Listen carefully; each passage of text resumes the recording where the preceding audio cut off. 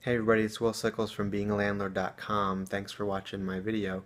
What I wanted to go over today was 7 ways to get a new tenant. One of the big fears of being a new landlord is, can I get someone to rent my property out? And not only can I get someone to rent my property out, but can I get somebody good to rent my property out? And the bigger fear here really is my property going to sit there empty where I have to pay expenses, mortgage, utilities, things like that?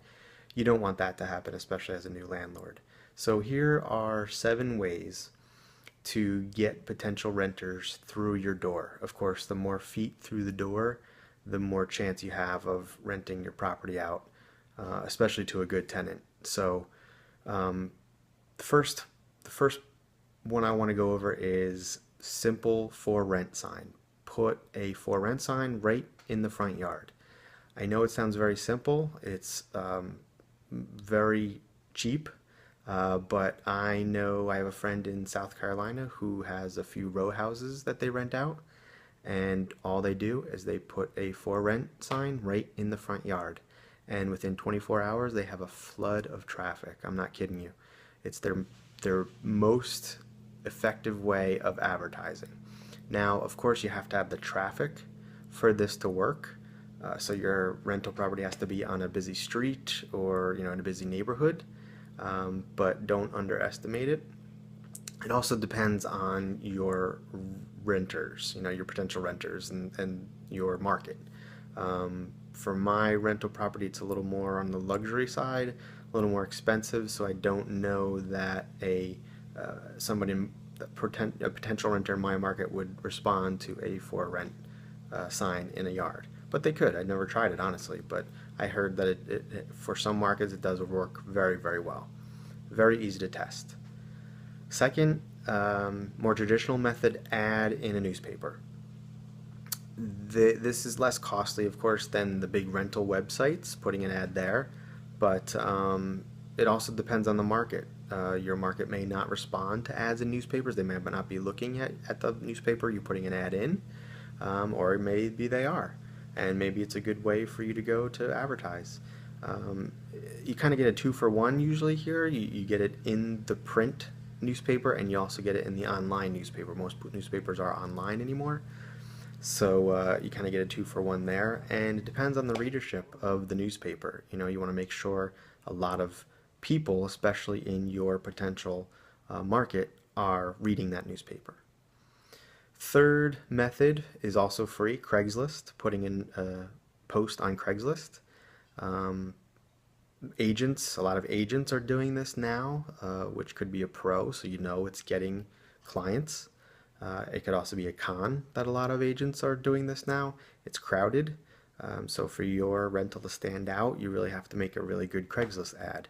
You also may want to use a different number than your usual cell phone number or whatever, just to protect yourself. Maybe a number that goes right to a voicemail may be best for this.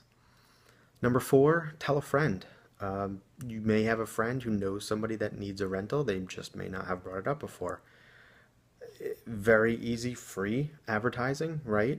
Tell people that you have a rental property for rent, word of mouth.